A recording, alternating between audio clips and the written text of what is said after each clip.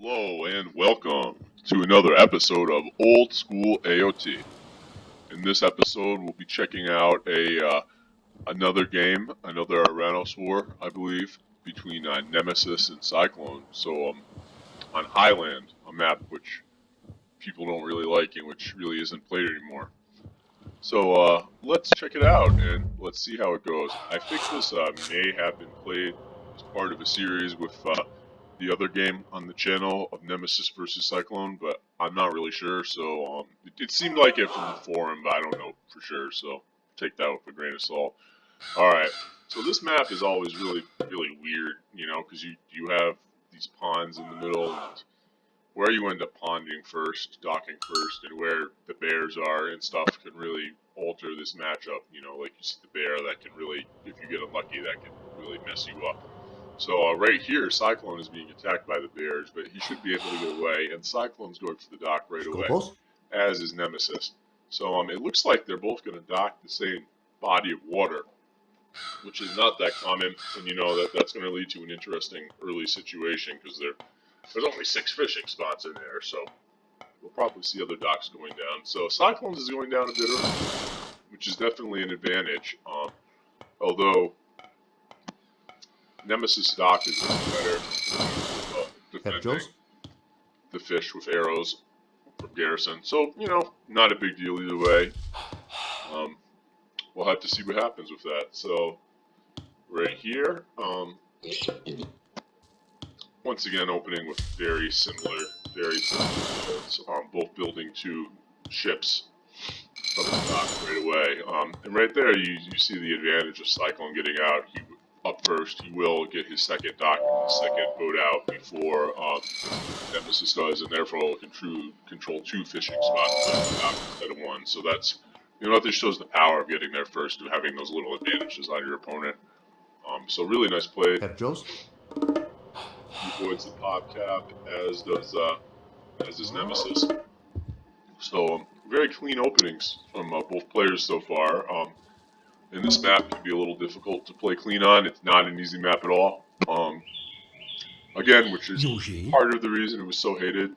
It does lead to very static games, but it's also just a high skill cap map. It's not entirely clear what to do. Particularly in games like this with aggressive civilizations. It's not like you're playing around Egyptian and you can just build walls like here and here.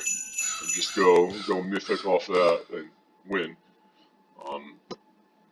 So is anybody going to try to dock anywhere else? And we're not seeing any other docks coming up. It looks like both players are going to be satisfied with just a few fishing ships each. Cyclone did not. Oh, he did build a 3rd one. Okay, so they each control 3 fishing ships. And again, Cyclone's control is a little bit better, but it's not a big advantage either way. Probably is leading him to that small, very small point advantage that he has now. But again, that's virtually worthless, and it will evaporate quick. Maybe he'll advance a second or 2 earlier if he's lucky off it. We'll have to wait and see what's going down or anything. Now Cyclone is going for the dock. So we do have Cyclone, and Nemesis is going for the dock too. So they're both like, all right. We want to dock more. I got a bit of a wood surplus. Let's try to get a dock out. Boost my food economy and compete with my opponent. It's interesting that they're both like docking at almost the same time. Again shows that they're running very similar game sets, game clocks. Again, you do see a lot of similarities when you watch 2 high-level Atlantean or oranos players play. Again, just because there's only so many things you can do with oranos. Nobody's going to do a 6-minute advance with 1 town center and not Prometheus. So let's look at the Cyclone's line of sight. He does see the docks. He doesn't see the Ville. And he is trying to dock here, which it looks like he's just going to get that. Nemesis is not even going to contest that. So that'll be nice to pick up a 3 patch for nothing. And it looks like we are advancing, and it's going to be a 5-24, which, just shows how tough this matchup can be. to control your economy, and I mean, of these top tier oranos players are advancing at 5+ minutes. So I think that's another reason that people didn't like to play this matchup. This not this matchup, this map. It's just a frustrating map, and in general, the way it's designed, it can make even top level players feel kind of low skill, you know, because just doesn't lead itself to clean, beautiful builds. Although I will add in later times, oranos players, including Cyclone, definitely learned to advance really much earlier, which is a real menace. So the metagame did improve, but you know, things still will go wrong on this map because there's a lot of challenges. Things can go wrong. Cyclone is pop capped, as is Nemesis is not. So let's see. We have Wolf and Classical upping a relay. We have Nemesis immediately coming down with counter rack, 2 counter racks, and racks coming out. And let's look at Cyclone and see what Cyclone is coming out with the both hot on both pawns that are contested. And in comparison, he's only making 1 counter rack. So Cyclone is prioritizing that harass on the water, whereas Nemesis appears to be concerned about getting his land army up.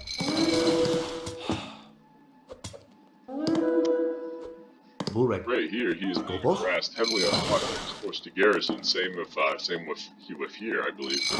Yes, so Cyclone will be immediately paying the economic dividends of that harass, and now he's getting up a second on racks, and he's housing them. So he won't be too far behind on the land military, and he's now controlling the water for now. He's coming in attacking Nemesis's dock a little bit. Let's put back in, he is still pop capped. Has he got a house going anywhere? I don't know. I don't see it. That's a strange spot for the Bills. It seems that he's just caught up in the action and has forgotten to realize that he's pop capped. It's quite unfortunate. Especially since looking back at Nemesis is at 60 pop, which gives him an advantage despite behind on the water. So Nemesis' land army is really starting to mass up. It's already got a nice Murmillo and turn on. And we have Cyclone coming out with small groups of units too, trying to continue to put pressure onto Nemesis. This way here, he's now watching 4 boats, which is easy to do. Dying to the dock, which sucks. Hey, what can you do? So, if Nemesis can continue to hold out, you know, he'll move into a position of being strong in this game now that he's got a big land army. Bigger than Cyclone's. No, not by that much. So Cyclone's going to try that. Nemesis is making boats now. You only make 1 there, but there's probably more coming. Nope. Well, it's just enough to allow the buy room survives with 1 HP. That sucks. And he's gonna have to put up with one of those. But does he know what it's 1 HP? I don't know. Oh, there he goes. It's targeting it. Oh, the cameras can't hit it. That sucks. The buy room is so fast. 7.25 speed. There we go. But what? Well, Nemesis, despite not being the aggressor on water, has secured the big pawn. So very nicely played by Nemesis. And that will give him a big advantage. If you see, he's leading in over Cyclone in the pop. As a result of that now, and Cyclone will be behind, and what is he going to do to stay in this game?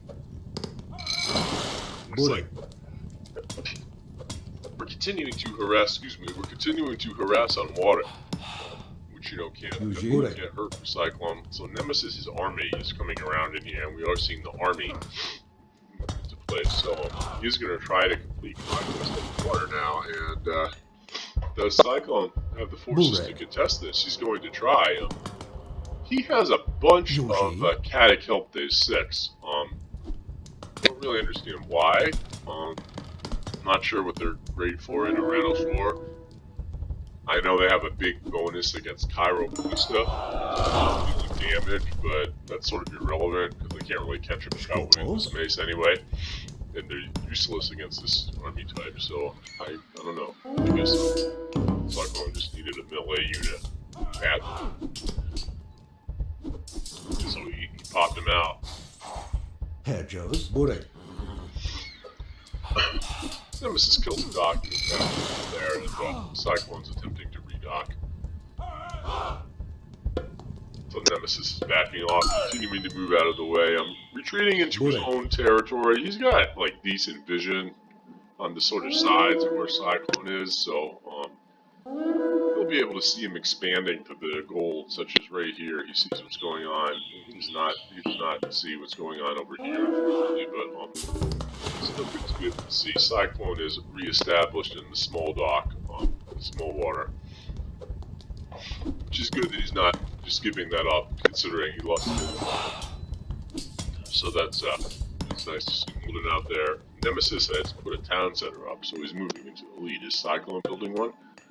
Cyclone is not building a town center right now, so still a town line, fighting, killing some straggler units. Now the big army is coming in and engaging on Cyclone.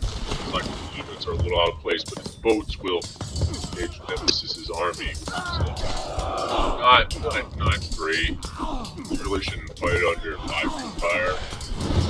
These 5 rooms all boats suspend armies, which isn't great. Despite that, Nemesis is still using a little on the top, although he is now using fast and a lot of stuff, but he's also losing a lot of stuff. It doesn't seem like an efficient fight just because of all the boats on the So I mean, this fight may have been a little bit of a... Well, I'll take that back. He has started to handily control it somehow. Even though Cyclone has maintained control of ponds. But Cyclone's land army is really down at this point, so once again, really great micro from Nemesis to control that fight, even though he was being fired at by all of Cyclone's biremes.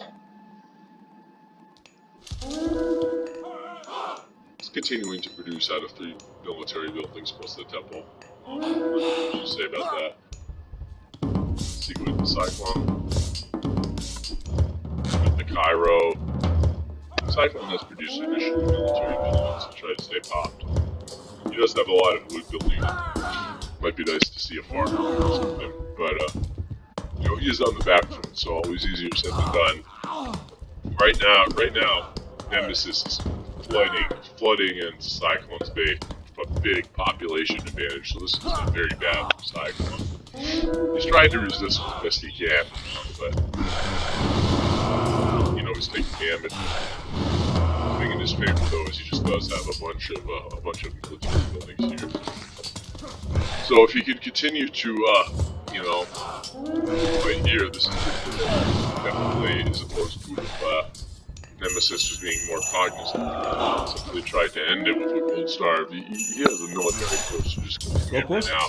So, this situation, this is exactly what Cyclone wants to happen. Nemesis to really lose a bunch of units fighting under his town center. Let's look at the KDR right now. We'll get an idea of what's going on. So right there, Cyclone has killed almost as many units, despite producing less military. And that's because of these less than optimal fights that Nemesis has been doing. However, as you can see, his population has really fallen off in the past few minutes. These fights have hurt. So he's roughly staying equal, which may not be good enough long term. And we do have what looks like raiders heading down towards the gold. If he sees them, there we go. Hitting at least some of them, so that really hurts. Does he see those other villages? That's what I wonder. Let's see. He does not see them. Wow, that's unfortunate. He does not know that the gold line is somewhere in the corner. But killing 2 villagers is a big pickup. You see his sword just skyrocket ahead of Cyclone's now. So I imagine he's building his 3rd town center, and we'll probably be seeing a heroic jump soon. Cyclone is trying to hold on point where he's having years and some of his units, to build up. So he's still very much on the back foot, but it's still very good that Nemesis is going to fight here instead of exploring for where his gold is. Yuji? Because without those two gold piles, this game would just be immediately over.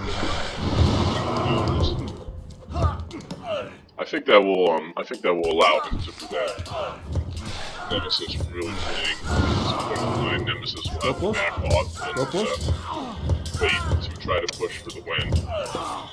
And he's dropped down to close population to Cyclone, which just shows how bad it can be to continue to fight under your opponent's town center and tower fire indefinitely, particularly when you aren't in a position to win by doing so. So,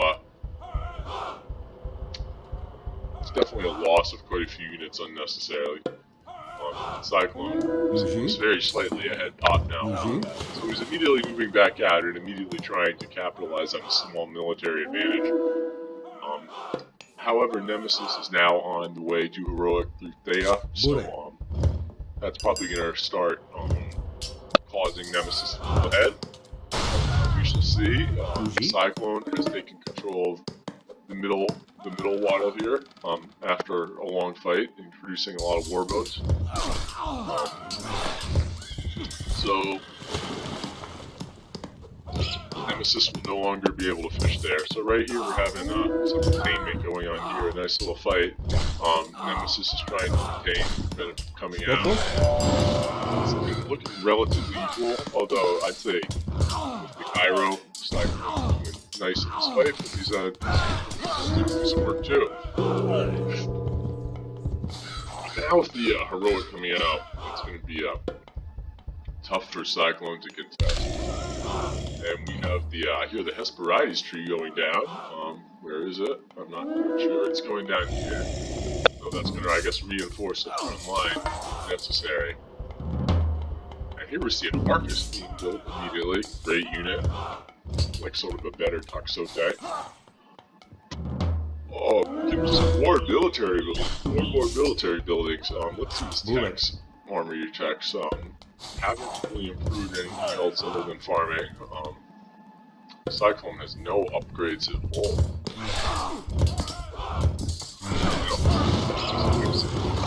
So, yeah, Nemesis is just pushing in, and if Cyclone can't do something to turn this game around soon, he's going to be in a position where he's just going to be locked in classical forever, and may have trouble winning.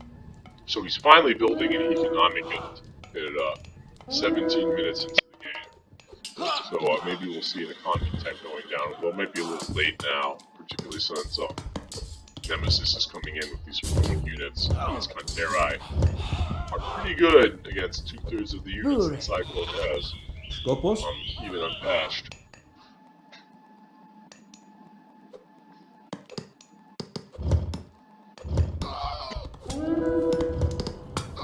Right here, Nemesis is continuing to try to push considering he doesn't have siege. It's only going to be of limited effectiveness. Oh, excuse me, gentlemen. Pushing. And yeah, these fights, although Nemesis on the economy, and he can afford to lose this unit, so he's not getting a great KDR at all.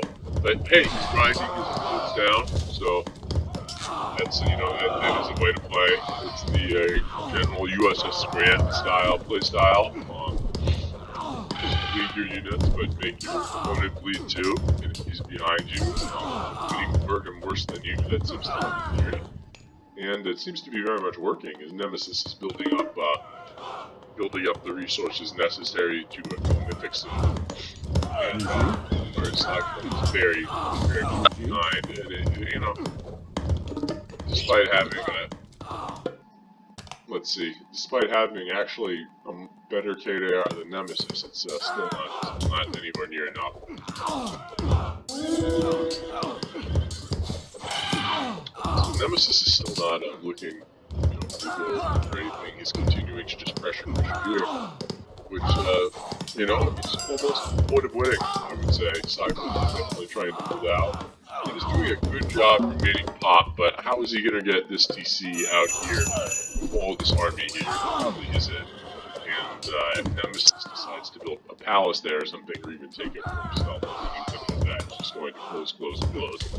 So here there goes the tower. And that's a really key line of defense here. Once that falls, it's going to be much harder to defend this position. And there it goes. Right now he only has the tower on the right, which is in an optimal position. And he has almost no units and stuff right now. So I imagine we'll be seeing a tap out soon from Cyclone, any second out. I would bet. He does have this boat here, which he can't use. Should have deleted that, but again, really easy to do there. Nemesis coming in, and Cyclone trying to make a shockwave, but not doing too much. And GG, well played by Nemesis. Definitely showed his superior micro again to Triumph. Thanks for watching.